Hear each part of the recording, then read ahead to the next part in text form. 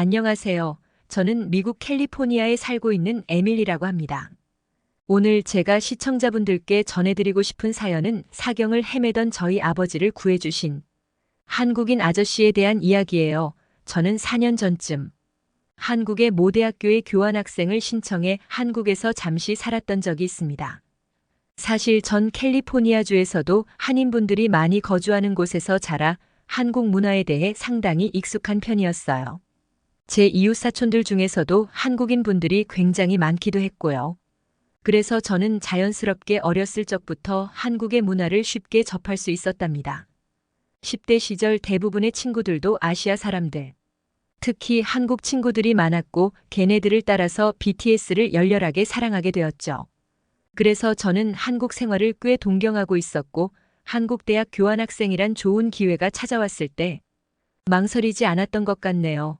제가 한국 문화에 관심이 많은 편이어서 어눌하긴 해도 한국어 실력이 꽤 좋았습니다. 그래서 한국의 대학 생활도 다른 외국 유학생들에 비해 쉽게 적응할 수 있었던 것 같아요. 또 한국인 친구들이 허물없이 저에게 다가와 친구가 되어 주었기 때문에 교우 관계도 나름 좋았습니다. 때문에 저는 한국 사람들에 대한 행복하고 따뜻한 기억을 가지고서 미국으로 돌아갈 수 있었죠. 하지만 제가 미국에 도착한 뒤 얼마 지나지 않아 큰일이 저희 가족에게 닥쳤습니다. 여러분들은 2020년 미국 캘리포니아에서 벌어진 사건에 대해 아시나요? 당시 느닷없이 번지 시작한 초대형 산불 때문에 제가 기억하기로는 대한민국 면적의 16%나 불에 타고 말았죠. 단지 살림만 피해를 입은 것이 아니에요. 저희 가족에게는 심장 떨리는 기억으로 남아 있습니다. 인명피해도 있었고 재산 피해는 더더욱 심각했죠. 그때 저희 가족들은 소규모의 양조장을 운영하고 있었습니다. 아버지는 3대째 이어오던 맥주 양조장을 큰 자부심으로 생각해 오셨어요. 그 맥주 양조장에서 만든 맥주를 마시러 역대 미국 대통령들이 직접 찾아오기도 했다면서 믿을 수 없는 자랑을 늘어놓는 게 아버지의 술버릇일 정도였으니까 말입니다. 그런데 믿기 어려운 일이 벌어지기 시작했어요. 캘리포니아 산불의 영향이 저희 양조장 근처 지역까지 닥친 것이었죠. 저와 어머니 그리고 친척들은 아버지에게 설마 여기까지 오겠냐, 곧 산불이 진압될 거다라면서 위로를 전했어요. 그러나 결국 안 좋은 예감은 현실이 되고 말았습니다. 강한 바람이 동반 불길이 더욱 거세게 번지기 시작했고 연기와 재로 인해 햇빛마저 가려지면서 악몽과도 같은 광경이 펼쳐졌죠. 성경에 나오는 지옥을 직접 체험하는 듯 했어요. 그래도 불행 중 다행인 것은 양조장이 있는 곳은 불길이 닿기 시작했으나 우리가 살고 있는 집과는 꽤 거리가 있었습니다. 다만 불길이 너무나 거셌기에 저희가 사는 마을 전역에 긴급 대피령이 떨어졌죠. 저는 서둘러 부모님을 모시고 정신없이 필요한 물품만 챙긴 뒤 집을 나설 채비를 하기 시작했습니다. 그 찰나에 아버지가 돌발 행동을 하기 시작했어요. 이대로 그냥 갈 수는 없다며 집에서 떠나려 하질 않는 겁니다. 그리고 저에게 부탁이 있다며 슬픈 표정을 지으셨죠. 마지막으로 한 번만 양조장을 둘러보고 올 테니 엄마와 함께 가렴. 물론 아버지의 마음을 이해하지만 양조장은 이미 불에 타버렸을 거라며 포기하라고 말씀을 드렸어요. 그런데도 아버지는 양조장을 보고 오겠다며 엄마를 밀치고 양조장 쪽으로 달려가 버리고 말았습니다. 바로 그 순간 돌풍은 더욱 거세게 들이닥쳤고 아버지가 뛰어간 쪽에 불씨가 튀어나가기 시작했죠. 아버지가 계신 양조장에도 드디어 불이 붙기 시작한 겁니다.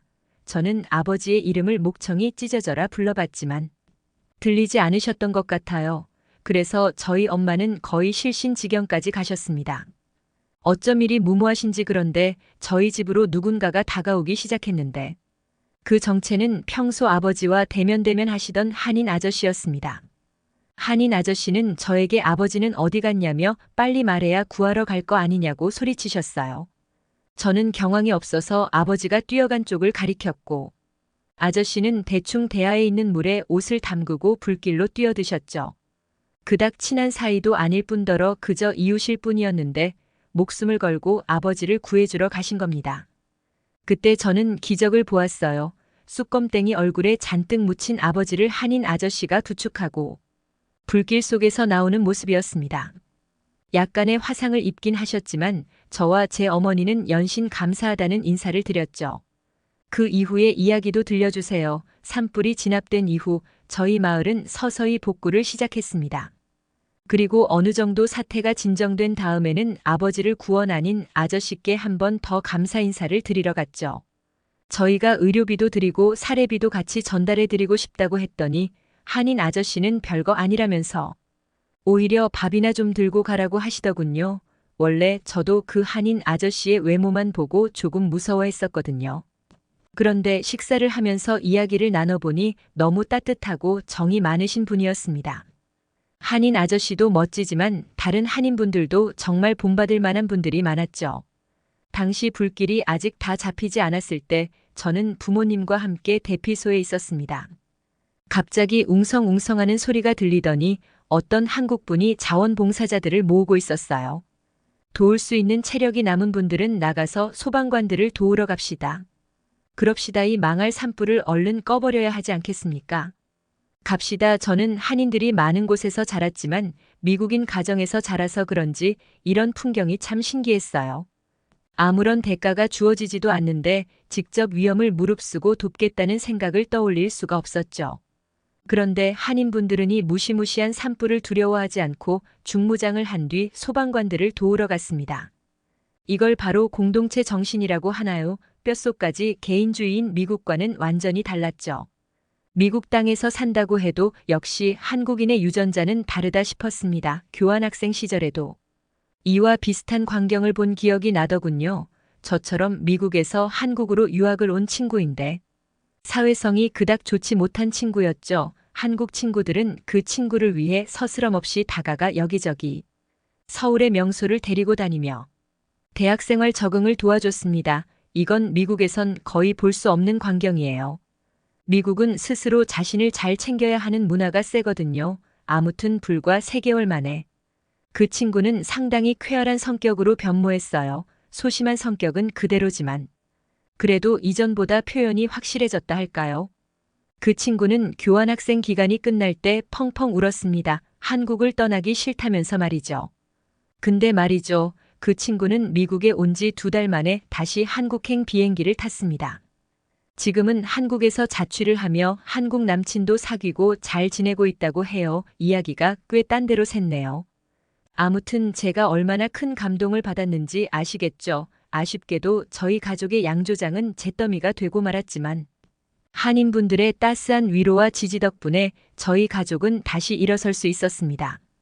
그래서 저도 한인 이웃분들에게 저희 가족이 받은 도움과 사랑을 다시 돌려드리고 싶은 마음이 너무나 커요. 에밀리님의 사연 어떠셨나요?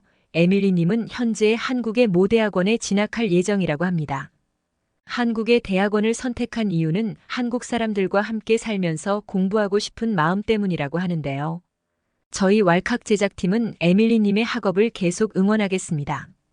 지금까지 감동사연 채널 왈칵이었습니다. 감사합니다.